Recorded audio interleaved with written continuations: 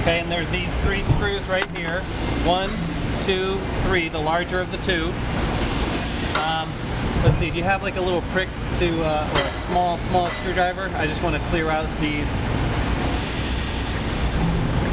I have something actually. Just want to make sure that there's not too much debris inside these little Allens, because that'll prevent you from getting a good bite and you'll wear out the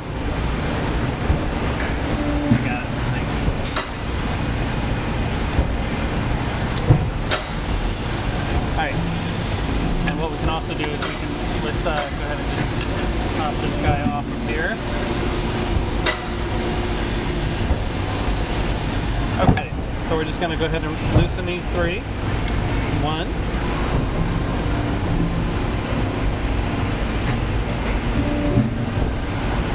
2.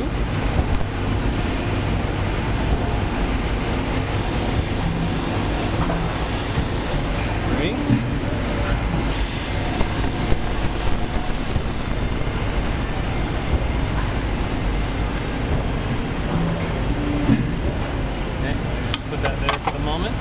Now these are the little lifting rings that are normally kept in the accessory section underneath the left cover, and this is simply to enable you to lift the top plate out without damaging it. You have to be very cautious because there's 2 little pieces of metal, one on the underside of the top plate, and one on the top side of the bottom plate. And these, you can actually see right here, these are screws, the little tips of the screws coming in from the underside that hold it in place. It's a very hardened, very specialized, treated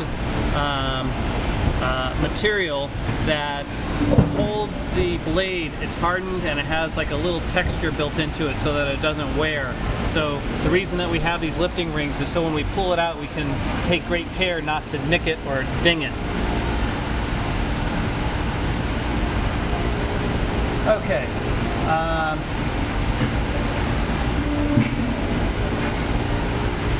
So we're just going to go ahead and pick this straight up. Okay. And there's that plate to which I referred. Okay. Again, we want to be very careful that we put that in a safe spot. Okay. The next thing we're going to do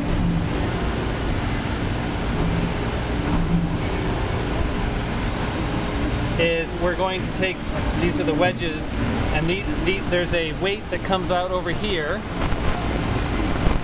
okay, that's connected to this wedge, and there's a weight that's connected right here that comes out to the other side, and these just come together like that, and there's a little retaining chain.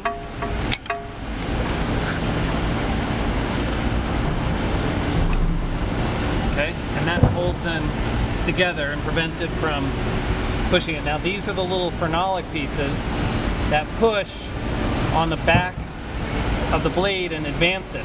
And that way when you're running material through the front of the machine,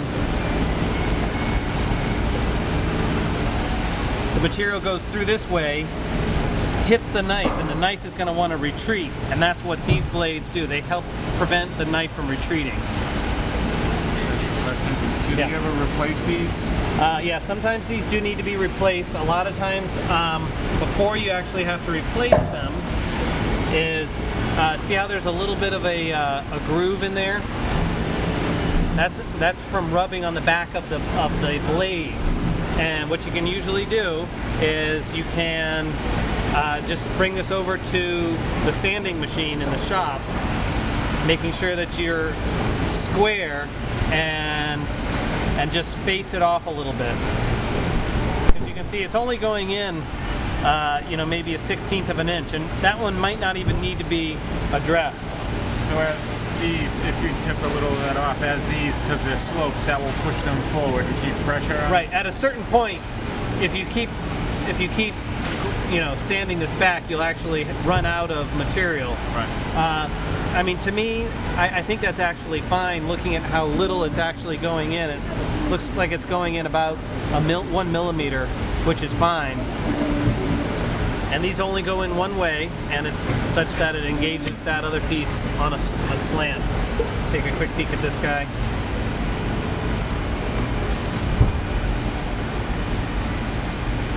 Should those be oiled up while they're in there, or should normally what we'll do while we have the machine apart like this is, you can see there's a lot of dirt and caked up lubricant and that sort of thing.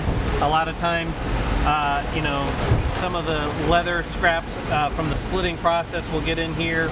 We'll get this all cleaned up. I don't use any acetones or anything like that, but WD-40 is a great material because it will cut the caked up material, but it will not cause rusting or remove all the lubrication from it. And it creates a sort of a rust prohibiting coating on it. Okay, so the next process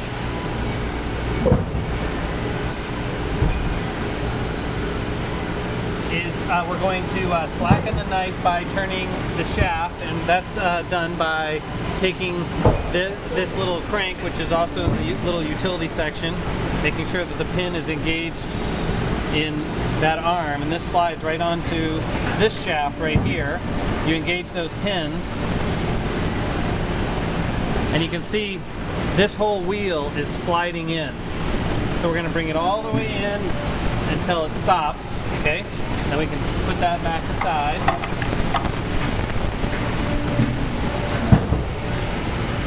Now we can remove the knife and clean everything up. So at this point we're going to pause this video. Are you still recording? Okay, let's keep it going for a second, one more moment. Just when you go to remove this, you just have to, you know, slide it all off. It all comes off at one time. Be very, very cautious, especially because this is a totally sharpened knife. Okay? Now once it's out, what I will do is I will step on it, okay?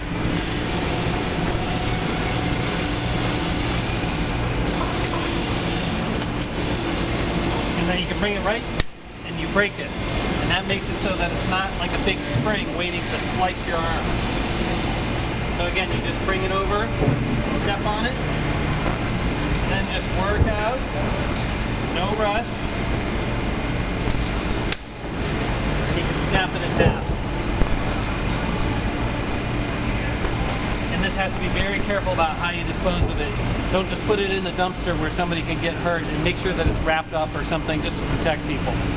Okay, and what we're going to do is we're going to take a break. We're going to go ahead and clean all of the various parts, and then we'll recap that and then show how the new blade is put back in. And so you just hit the red button.